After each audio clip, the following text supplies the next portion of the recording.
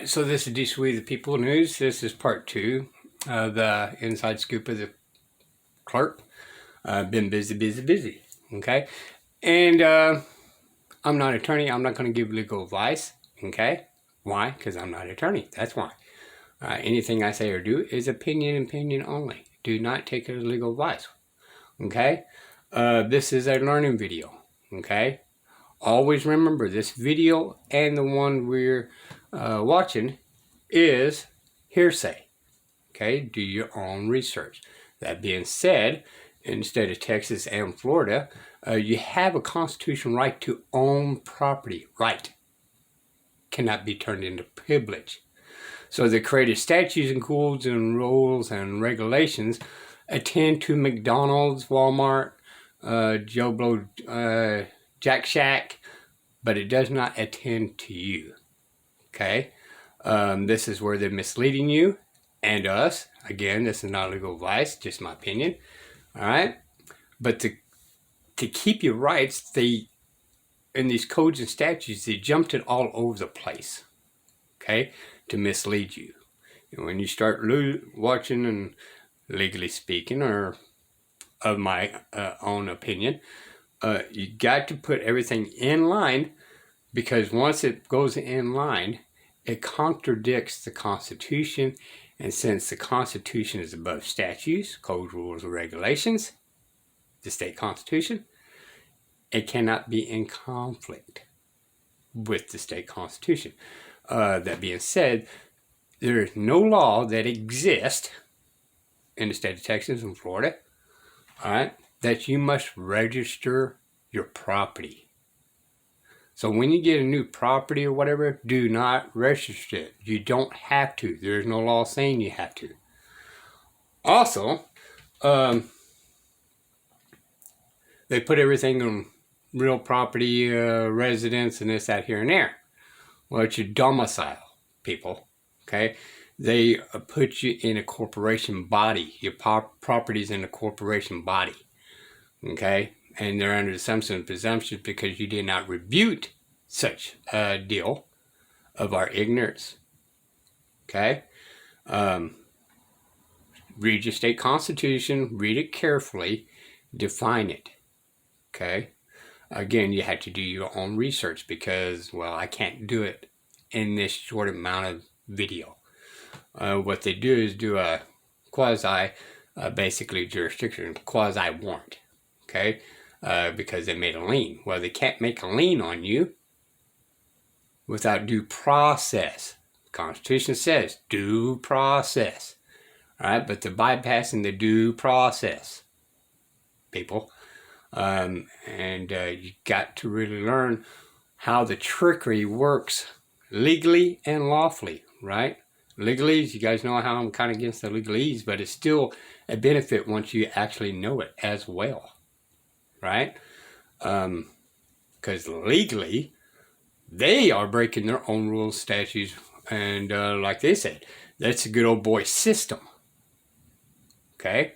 They got themselves covered. You had to draw it out in federal court. You had to nitpick it. You had to clean it. You got to get these out and about statutes and codes and put it in a line that aligns with the Constitution of your rights. Always remember, look what's not there. Because the 10th Amendment says it's not there, it's power to the state or the people. Stand on the 10th Amendment. If it says you do not have to register for the deed of your property, then it's not there. That's the 10th Amendment. Stand on it. It doesn't show anywhere that I have to register. So I'm going to stand on the 10th Amendment. Because it does not exist. There is no state law in Texas and Florida that you have to do these things. You don't even have to pay taxes on your property, which if you go through the rules, regulations, and codes and statutes and go by the Constitution, how they're going to defy the Constitution, then you know it's true and correct. All right, sorry. It means not, in other words, for our terminology, it means not real or of a private jurisdiction. So these lower courts went to the upper courts and said, hey, We will take care of all the little stuff on the bottom, tickets and little minor things, just only the stuff that's registered to us. And we'll deal with it to keep all that stuff from clogging up the upper courts. So what they're doing is all legislative or in-house. It's incorporation. It's within the foreign corporate United States. It's not operating on the federal district level, the Supreme Court, any of those things. That's actually judicial. So the stuff from the upper courts, that's judicial jurisdiction, meaning absolute. You can go by case law. They go by things that have already been settled, right, protected by the Constitution of the United States. For the P.S. Always remind yourself, the magistrate is an attorney. It's not a judge. We call them judges because there are misconceptions of the process. But when you say, oh, I need to see the judge, well, it's actually an attorney. It's a magistrate. Magistrate is an attorney. The judge is in the judicial area, y'all. So anytime you go see a magistrate, it's actually an attorney looking at the probable cause, because it's making a legal determination whether it should go ahead and hold you or hand you to conviction. Okay? Always remember that. All right? Don't quit. Let's quit using these judges, the magistrates as judges. You can say magistrate. Do not call them judges. They're not judges. They're attorneys. Constitution for the United States of America, excuse me. But anything down here on the lower end, it's all buddy inside what they call good old boy inside the corporation. And they all have their hands in each other's pockets. This is true. I've seen that. I was so hurt. I called 17 attorneys. I've worked with all 17 in some capacity in the court, and 5 of them told me, I got to feed my family. So I'm not an attorney. I don't know case law, but they didn't think I would file pro se. And yes, I know you have to amend. You have so many days. I was just trying to buy time. I have to amend it by next week, but I don't have the case law. So that's what I'm looking for now. I'm suing circuit court for race discrimination and retaliation. The core of it was me helping these people keep their homes or sending them to attorneys to file motions to the judge for them to keep their homes. So that's just, I wanted to retire as deputy clerk. And no, I'm not, I'm learning, but the whole thing was I would not turn my head and let it go for a lot of the theft that I. So if they don't have an absolute specific rule against what you did verbatim, and I mean to the letter, they cannot done as much because they cannot fire you or terminate you because of that. Now they can do what they want to do. That doesn't mean that they're right. Right. But what it means is that they will be found guilty if you know where to push the issue, and right there would be them depriving you of your rights, them having no rules saying that you can't do what you've done. At best, if I was going to fight it, say I was against you, I would say, well, we don't have a rule against that, but she was doing it, let's say, on corporate time. But if they don't have a rule against that, then all you can say is, well I did it during my lunchtime or private time or whatever else. Well, what I did, what they did, is because now this is how it exactly went down. September 9th was my last day, but they're trying to change it to October 31st because I was still receiving checks. They put it in the system late. What they did, they've transferred now 5.5 years in the circuit court division. They moved me to domestic relations division, and then that's when the process intensified. I had 8 write-ups in 9 months. They tried to make me look incompetent. I don't do my work. And I'm like, I've never had a write-up, period. Now all of a sudden I'm incompetent. I don't know my job. So that was the tool that they used to terminate me. But my attorney said that they can't because it doesn't make sense. Yeah, they're going after you because of the whole thing is the administrative process. The whole thing is you guys walk into court and you're not in a common law court, and these are never common law courts. you are a defendant. You know, you're out. Right. You're automatically found guilty. I'm not kidding you. That person who Yeah. is literally the for the plaintiff or literally charging you, he literally For is your what they attorney. do. No, he's both They- sides. He works for both sides of the court. Yes, he that's right. definitely works That's for right. both sides of the Well- court. And your lawyer Well, is that's it. there just to make sure that you do the right thing. So when you walk into a court of law and the first thing they say, what do you plead? Are you guilty or not guilty? You just say, no, I'm innocent. Because guilty or not guilty, you are your own jury. You have already done your own trial. Wow. Yeah. Okay. Okay. This is the whole Innocent. thing. Yeah. Because Okay. in a court of law, a lawyer cannot talk. The accuser has to step forward and literally bring it to a jury of 12. And he has to present. So the burden of proof is on the plaintiff. I mean, the burden of proof is on her. Yeah, and it's not even Okay. him, the lawyer, who has to bring forward the burden of proof. It's the person you have physically injured. So who have you injured? Who is the person that is hurt? This is my question. Who have you injured? Have you injured a person? No. Have you attacked a No. person? Have you hurt his property? No. Have you burned his property? No. Where is the No, person ma'am. that has come forward that will swear an affidavit under a penalty and perjury that you did all of this to you? All of I this to see them. people. And they, Yeah. and they need a signed, written, notarized complaint. Exactly. And there's nothing. Okay. They trump up these charges. I mean, Well, they I'm have. stupid traffic courts. I mean, seriously, the guy puts stuff in the traffic court. Next thing you know, he's in a criminal court. Next thing you know, they're filing 6 different cases under 6 different case numbers. They don't register anything in the court system. And all it says is, issued an arrest warrant, issued an arrest warrant, issued an arrest warrant. Now go look for warrants and figure out what warrants are. Warrants are a security bond or an indemnity bond, and they have to be registered with the Secretary of Treasury or the Secretary of State, and they don't register them. No, they're bench warrants and they're issued inside. They have no judicial capacity, no judicial fire, no stick. See, the whole thing is that when you go to any of these lower courts, the presumption is that you are either a bar member or a trustee, a public trustee.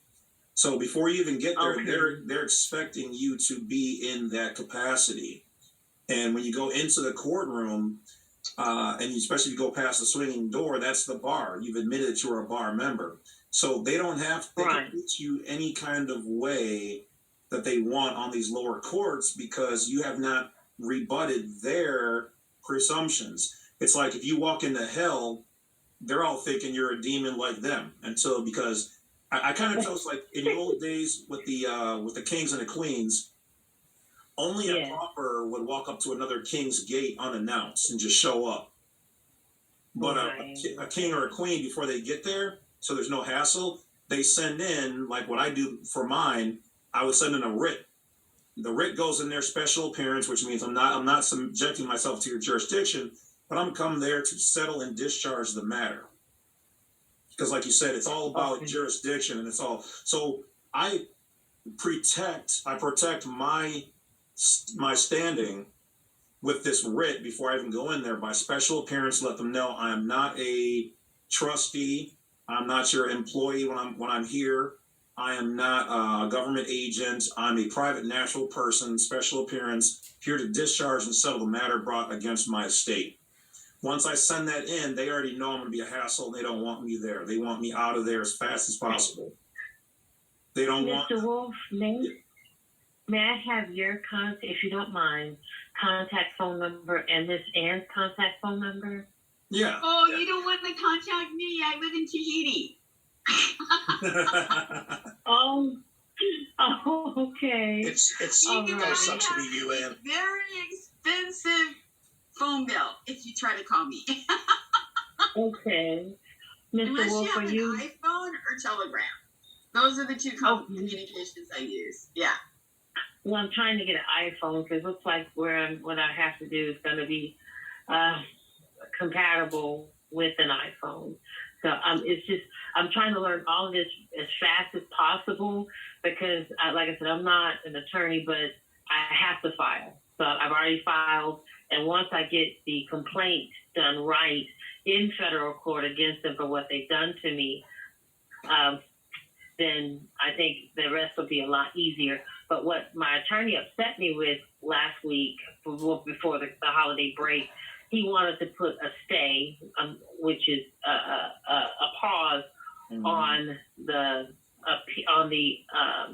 appeal for termination. And I told him, I said, I've been doing this for a minute. The only thing you have to do is file a motion to abandon or to override. It's not override. Set aside the termination. He said, oh. Then he said, well, can we put the federal case on hold until we get this finalized because they can mess it up. At that point, I lost trust. Was I being sensitive to lose trust in him that way? Because I think he's playing both sides. He is playing both sides. He's definitely playing both sides. But you have to remember that when they and I've read their book, their manual. When they join up, they take an oath to the bar, the British Accreditation Registry, and their maxims state that they owe their allegiance to the bar first. Okay, so to that franchise first. Then it's to each other, meaning other bar members. Then thirdly, to their clients. Okay, and any point in time, any of those, at any point in time, any of those conflict, it always goes back to protecting the bar, and then another one. So between them, they won't tell you because they owe you nothing, no matter how much money you give them. Right. So they will talk to each other privately and say, "Well, how do you want to proceed with this?" You know, that's what they're doing. So that's exactly what they're doing. Yeah, that's what it is. Seen it 1,000 times. Literally, the last time I stepped foot in court when I was young and dumb, the judge literally, I beat the attorney in the hallway before going into court, and the judge asked us, "Mr. Lovett, are you a lawyer? You walk, talk, sound, and handle yourself like a lawyer, and how did you beat my prosecutor before even coming into court?" And I said, "Well, I'm glad you asked." And then he goes, "You know what? Nope. Whatever you guys have figured out, I don't care. Case dismissed. Have a good day." I'm walking out, and he goes, "Mr. Lovett, so you do this for fun or in the private?" And I'm like, "Yeah." He's like, "You understand this?" I was like, "Yeah, it's not hard." He goes, "Well, we would love to have somebody like you on our side." And it's because I read their books. I know how they move. It's not complicated. Once again, everything that we do is all about jurisdiction at the end of the day. Who owns what? And when you give them, that's why they always ask for a signature. They'll always ask for an eye. That being said, they actually done that to my brother. The judge actually pulled him onto the side and asked him to enter their side. So what this man says is true and accurate. Okay? I went to my brother's court and they did that. So, stand as you say or might, I still seen it.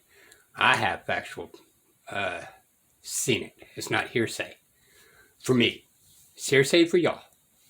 So just take it with a grain of salt. ID, because where did you get the ID from? One of their departments. We are committing fraud. Contracting every time. So presumptions. Yep, presumptions, assumptions, and contracts and jurisdiction. Yep. And if you get into the real nasty side of it, that they want you to pay something, right? And every single form of payment that they require is actually illegal according to UCC code. Mm-hmm. Check is illegal. I mean, all these things that they want you to do through banking, they're all illegal. Yep. The only true way for you to pay an actual debt is to go to your Sesta KV trust and move those funds to set off that debt. That's the only legal means that you have.